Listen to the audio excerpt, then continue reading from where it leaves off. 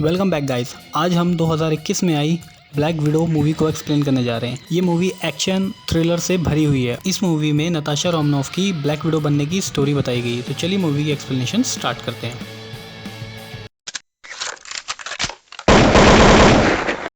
Movie की starting होती है और ओहायो नाम की जगह दिखाई जाती है और साल है 1995 का। हमें एक लड़की दिखाई जाती है जो साइकिलिंग कर रही है। यही नताशा रोमनॉफ है। अब इसके साथ एक छोटी लड़की और दिखाई जाती है। इसका नाम येलिना है और ये नताशा की छोटी बहन है। अब येलिना नीचे गिर जाती है और उसे चोट लग जाती है। अब उसकी माँ वहाँ आती है जिसका नाम मेलेना है। अब वो उसे कहती है कि रो मत, तुम जितनी गिरोगे उतने ज़्यादा स्ट्रांग बनोगे। अब ये लोग घर के अंदर आते हैं जहाँ इनके फादर दिखाए जाते हैं। इनका नाम एलेक्सी है। अब इनकी पर्सनालिटी ऐसी है कि ये भी अमेरिका के एजेंट है और इनको कैप्टन अमेरिका की तरह बनना है। मतलब ऐसी ही इनकी फैंटेसी है जैसे रेड गार्डियन। अब इनकी बातों से हमें पता चलता है कि ये लोग एक्चुअल फैमिली नहीं है, कि ये लोग इनके सैरोगेट पेरेंट्स हैं। और तभी वहाँ पे एलेक्सी आता है और कहता है कि हमारे पास ज़्यादा टाइम नहीं है, मैं 5 मिनट में यहाँ से निकलना पड़ेगा। तभी इनकी पैकिंग करनी शुरू करते हैं और जल्दी जल्दी यहाँ से निकल जाते हैं। अब ये लोग एक एयरपोर्ट पे पहुँचते हैं। वहाँ इन्होंने एक पुराना प्लेन खड़ा किया हुआ था। अब जैसे ही ये उस प्लेन को स्टार्ट करके वहाँ से निकलने लगते हैं तभी पुलिस वहाँ आ जाती है और इन पर फायरिंग शुरू कर देती है। लेकिन जैसे तैसे ये खुद को बचाकर वहाँ से निकल जाते हैं। लेकिन उस दौरान एक गोली मेलेना को भी लग जाती है। लेकिन खैर ऑल ये वहाँ से निकल जाते हैं। अब ये लोग वहाँ से सीधा क्यूबा पहुँचते हैं। क्यूबा के एयरपोर्ट पे पहुँचने के बाद मेलिना को डॉक्टर्स आके चेक करते हैं और उसकी कंडीशन थोड़ी ठीक नहीं होती, इसलिए उसे हॉस्पिटलाइज किया जाता है। अब एलेक्सी वहाँ पर अपने एक फॉर्मर पार्टनर से मिलता है और उससे पूछता है कि मेरी यूनिफॉर्म कहाँ है और मुझे वो कब मिलेगी और दोबारा से अब मुझे अंडर कवर ऑपरेशन पर मत भेजना।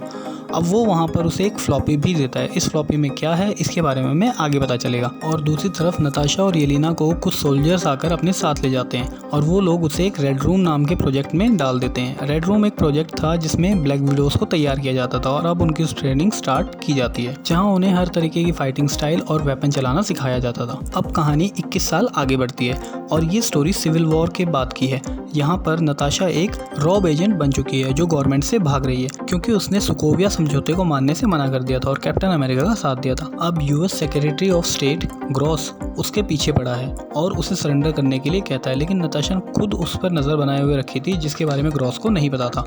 अब वो जिस बिल्डिंग में नताशा को पकड़ने के लिए आए थे, रोमनॉफ वहाँ उसे खुद फ़ोन करके बोलती है कि मुझे पकड़ने की कोशिश मत करो वरना तुम खुद को ही एम्बैरेस कर लोगे। और होता भी ऐसा ही है। जब ग्रॉस के आदमी उस कमरे में जाते हैं तो उन्हें पता चलता है कि जो सिग्नल इन्हें मिल रहा था वो गलत था और रोमनॉफ तो नॉर्वे में कहीं पर थी। अब सीन शिफ्ट होता है और हमें मोरक्को का सीन दिखाया जाता है जहाँ येलिना गलती से एक ब्लैक विडो को मार देती है जो पहले ब्लैक विडो में ही काम करती थी। तभी येलिना पर वो मरते मरते एक रेड डस्ट फेंक देती है। जैसे ही वो उसकी आंखों में जाता है तो उसे होश आता है और उसे पता चलता है कि रेड रूम ने उसे कंट्रोल कर रखा था। अब वो लड़की उसे वो रेड डस्ट देती है और कहती है कि बाकी ब्लैक विडोज को भी बचा लो। तभी येलिना अपने पैर से ट्रैकर निकालती है और रेड डस्ट को लेकर वहाँ से चली जाती है। तभी रेड रूम के हेड को दिखाया जाता है, इसका नाम ड्रैकऑफ है और इसे पता चल जाता है कि येलिना ने अपना ट्रैकर निकाल दिया है। अब ये अपना एक प्रोग्राम स्टार्ट कर देता है जिसका नाम टास्क मास्टर है। अब टास्क मास्टर के पास ऐसी एबिलिटी है कि वो किसी को भी कॉपी कर सकता है। अब नताशा नॉर्वे में अपने कॉन्टैक्ट से मिलती है जिसका नाम रिक है। वो यहाँ नताशा को नकली आईडी और पासपोर्ट्स देने आया था जिसे वो टेबल पर रखकर वहाँ से जाने लगता है। तभी नताशा देखती है कि वहाँ पर एक पार्सल भी रखा हुआ है जिसके बारे में वो निक से पूछती है। निक उसे बताता है कि ये पार्सल यहाँ पहले से ही रखा हुआ था और ये कहीं बुडापेस्ट से आया है। ये पैकेट येलिना ने भेजा था जिसमें वो रेड डस्ट थी। अब नताशा उस समय उस पैकेट को नहीं देखती। अब वो अपना सामान वहाँ से एक गाड़ी में रखकर ले जाने लगती है। अब रास्ते में जाते वक्त उसकी गाड़ी में अचानक से एक बॉम्ब ब्लास्ट हो जाता है। अब पीछे से टास्क मास्टर उसके पास आता है। अब इन दोनों में यहाँ फाइट होती है और वो फाइट के दौरान नताशा के मूवमेंट को भी कॉपी करता रहता है। लेकिन तभी नताशा को पता चलता है कि यहाँ वो नताशा के लिए नहीं उस रेड डस्ट वाले पार्सल के लिए आया है। लेकिन जैसे तैसे नताशा उससे वो पार्सल छीन के वहाँ से भागने में कामयाब हो जाती है। अब नताशा उस पार्सल को खोल के देखती है जिसके अंदर वो रेड डस्ट था और साथ में उसे अपनी बहन के साथ उसकी बचपन की फ़ोटो दिखती है और वो समझ जाती है कि ये पार्सल येलिना ने भेजा है। अब नताशा बुडापेस्ट पहुँचती है और वो उसी एड्रेस पर जाती है जहाँ से वो पार्सल आया था। वहाँ उससे अपनी बहन मिलती है। अब इन दोनों के बीच में यहाँ एक फ्रेंडली फाइट होती है।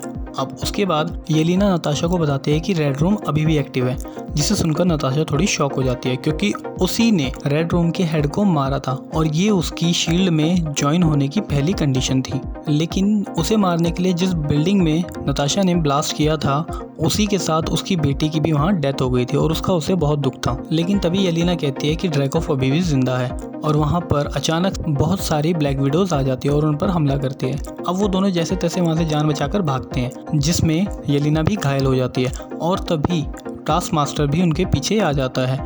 लेकिन नताशा और येलेना वहाँ से निकलने में कामयाब हो जाते हैं और नताशा को कंफर्म हो जाता है कि ड्रैकोव अभी भी जिंदा है। और ड्रैकोव वही आदमी था जिसे मूवी की स्टार्टिंग में नताशा के फादर एलेक्सी ने वो फ्लॉपी दी थी और इसी ने रेड रूम को शुरू किया था। अब नताशा ने रिक से अपने लिए एक प्लेन का इंतजाम करने के लिए कहा, लेकिन जब वो वहाँ पहुँचे तो उसने उसे दिखाया कि टाइम की शॉर्टेज की वजह से मैं प्लेन अफोर्ड नहीं कर पाया, तो उसने उन्हें एक सस्ता सा हेलीकॉप्टर दे दिया। अब निक ने बताया कि उसके पीछे भी कुछ लोग पड़े हुए हैं और इसीलिए उसे बहुत संभल के काम करना पड़ रहा है। अब सीन शिफ्ट होता है और हमें एलेक्सी को दिखाया जाता है और हमें पता चलता है कि वो जेल में बंद है और अब उसकी पर्सनैलिटी बहुत ज़्यादा चेंज हो चुकी है। उसने अपनी पूरी बॉडी पे टैटू बनवा लिए हैं और वो यहाँ जेल के कैदियों से पंजा लड़ाकर अपना टाइम पास कर रहा है।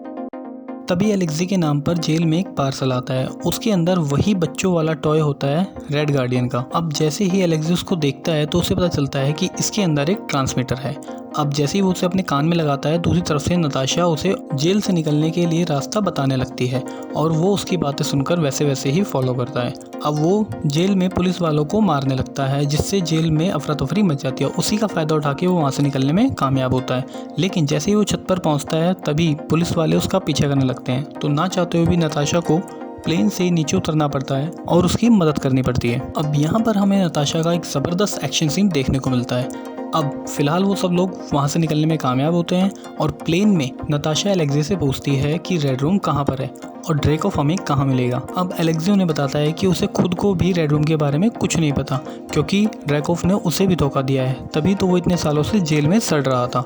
अब वो उन्हें बताता है कि क्यों ना तुम मेलिना से इसके बारे में पूछो, जिसके बारे में वो दोनों सुनते ही शॉक हो जाते हैं। मेलिना का नाम सुनते ही नताशा उससे पूछती है क्या वो अभी भी जिंदा है, जिस पे एलेक्सी बताता है हाँ वो अभी भी जिंदा है। और एलेक्सी बताता है कि मेलिना आप किसी पुराने फार्म हाउस पर रहती है। अब वो लोग वहाँ से सीधा मेलिना के घर पर पहुँचते हैं। अब हमें पता चलता है कि मेलिना यहाँ पर कुछ एनिमल्स पर एक्सपेरिमेंट करती है और उनके माइंड को कंट्रोल करने की कोशिश करती है। अब वो लोग आपस में बैठकर अपनी फैमिली के बारे में बात करते हैं, जिसमें नताशा कहती है कि काश हम रियल फैमिली होते, जिस पर येलेना कहती है कि हमने आपको हमेशा अपने रियल पेरेंट्स माना था। अब मेलिना नताशा को बताती है कि तुम्हें ब्लैक विडो प्रोग्राम से जोड़ने के लिए उन्होंने तुम्हारे रियल पेरेंट्स को मार दिया था।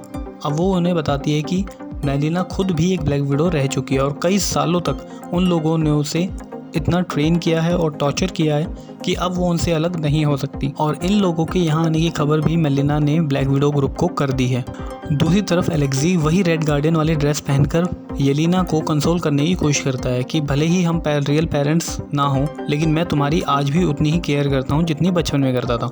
तभी वहाँ पर ब्लैक विडोज का पूरा ग्रुप आ जाता है, जो उन पर बेहोश करने वाली डार्ट से हमला करता है और उन सबको बेहोश कर अपने साथ ले जाते हैं। अब वो लोग रेड रूम पहुँचते हैं और उन सबको अलग अलग रखा जाता है। तभी ड्रैकोव मेलिना को अपने पास बुलाता है उसकी ईमानदारी पर उसे बधाई देने के लिए, लेकिन उसे तभी पता चलता है कि मेलिना और नताशा ने फेस चेंजिंग टेक्निक की मदद से नताशा और मेलिना ने अपनी जगह बदल ली थी और उनका यही प्लान था ताकि ब्लैक विडोज उन्हें पकड़ ले और वो रेड रूम के ऑफिस तक पहुंच सके। अब नताशा उसके सामने आती है और उस पर अटैक करती है, लेकिन उसे पता चलता है कि वो कुछ भी कर ले लेकिन वो ड्रैकोव को नहीं मार सकती।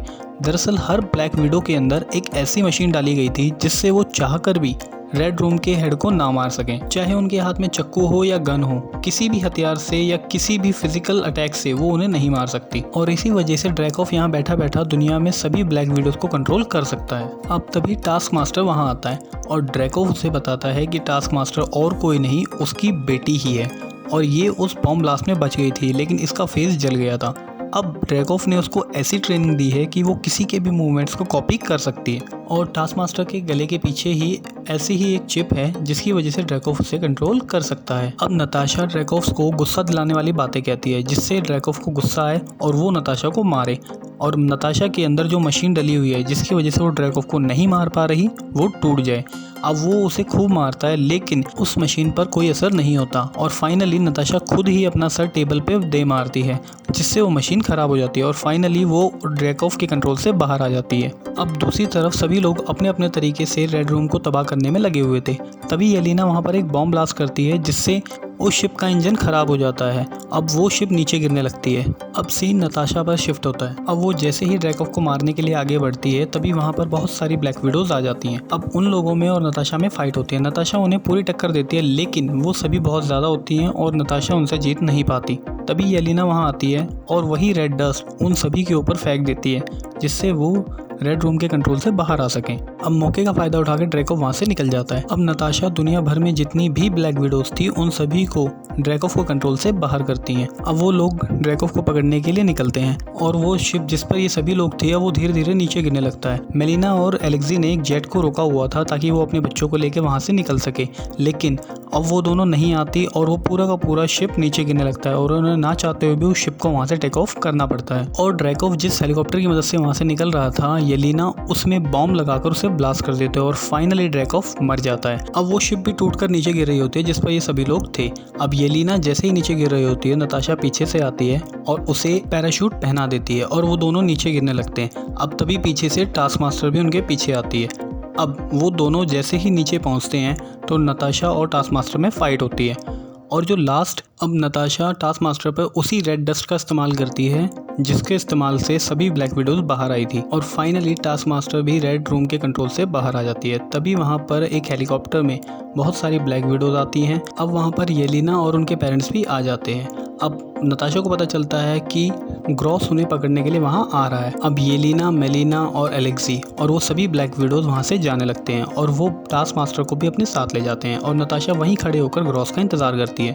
अब मूवी शिफ्ट होती है और हमें 2 हफ्ते बाद का सीन दिखाया जाता है। अब नताशा के बाद ब्लॉन्ड दिखाए जाते हैं, यानी कि ये वो सीन है जब अवेंजर्स एंड गेम में नताशा अवेंजर्स की हेल्प करने के लिए आगे आती है और अब वो निक से मिलती है। यहाँ पर निक उसे बताता है कि अगर तुम मुझे ज़्यादा पैसे दो तो मैं तुम्हें नया जेट एरोप्लेन अरेंज कर सकता हूँ। और यहीं पर ये मूवी एंड हो जाती है।